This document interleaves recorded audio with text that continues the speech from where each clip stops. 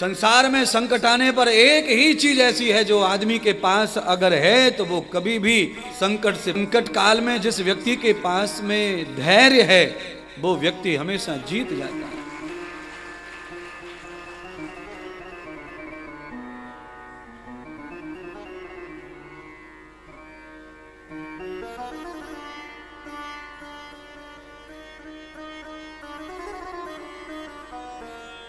तीसरा प्रश्न अर्जुन का कि समाज में मनुष्य के कौन मनुष्य सज्जन है, ये हम कैसे निश्चित करें।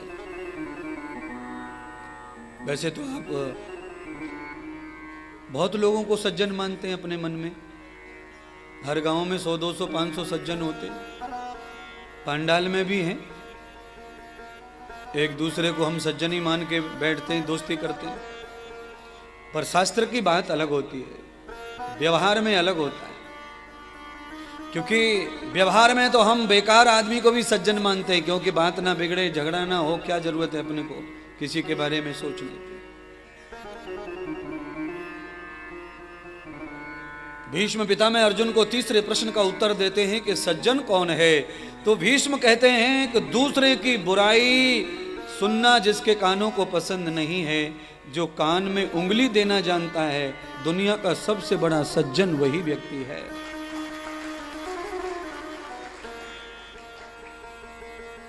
हेलो, बुराई शुरू, बदनामी शुरू। अब अपने आप में चाहे आप हरिश्चंद्र सीताराम बने घूमो, पर आप कुछ नहीं है। महाभारत के अनुसार भीष्म पितामह करना या सुनना दोनों के लिए अपनी आंख और कान मूंद लेता है। भीष्म चौथी अपनी तरफ से बताते हैं, कहते हैं अर्जुन रात को खत्म करने के लिए योजना मत बनाओ, दीपक जलाने की योजना बनाओ, रात स्वयं ही खत्म हो जाएगी। रात मिटाने की योजना कभी खत्म नहीं होंगी, योजनाएं बनती रहेंगी, रात मिटने वाली ये असंभव काम है। अर्जुन दीपक जलाओ, पाप धोने की मत सोचो, पाप ना हो वो सोचो।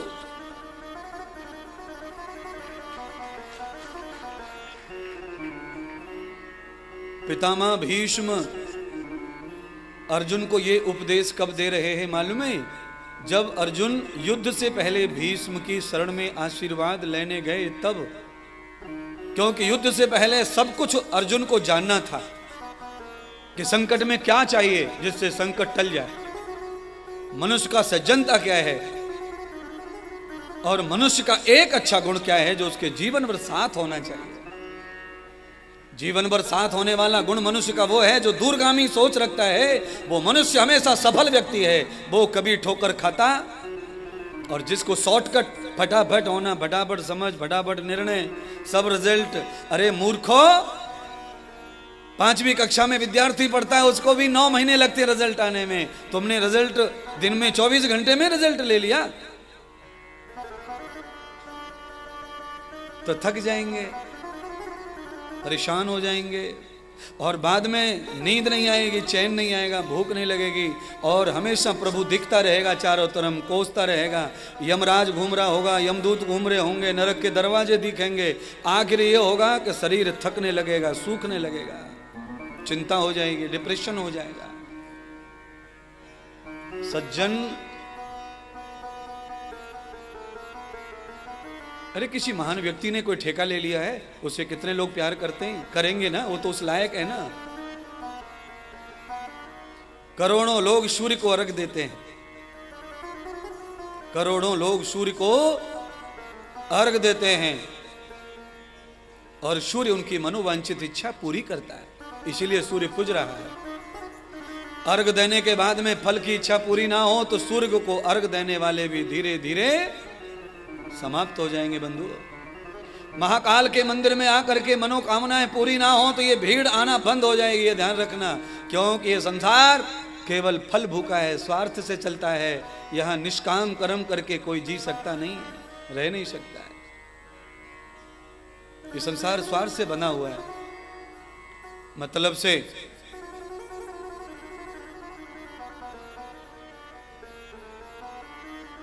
ये दुनिया बहुत बड़ी है, कितने भक्त आए गए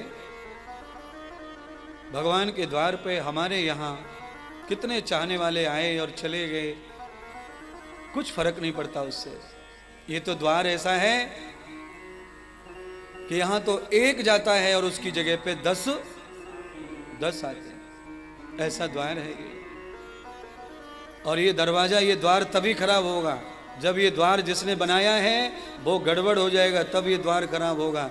किसी के करने से द्वार का कुछ बिगड़ने वाला नहीं है महाराज। सोने के दरवाजे पर कोई कितना भी कीचड़ फेंक के चले जाओ, उसका कुछ नहीं होता है। एक फारा मारेंगे पानी का, धड़धड़ा के नाली में जाएगा और ज्यों की त्यों चौखट चमकेगी महाराज। तो किसी के कीचड़ फेंकने से, बकवास करने से कोई असर होने वाला नहीं है।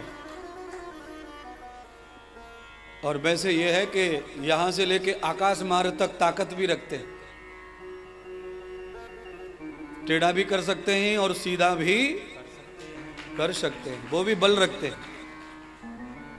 कौन? महाकाल भगवान।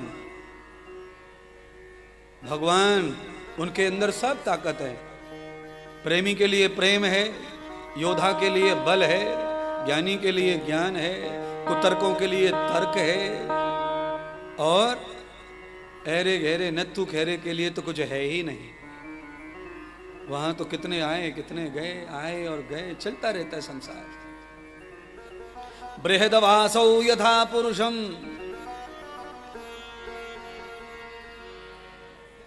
इतनी आंखें कमजोर नहीं चाहिए, विचार इतना छोटा नहीं चाहिए। निर्णय करने की क्षमता करने के लिए जिंदगी में किसी अच्छे महापुरुष, सन्यासी, तपस्वी, ज्ञानी, विद्वान का संग किया नहीं है। कम से कम उनका संग मिले तो उनके लक्षण कुछ अच्छे आने चाहिए।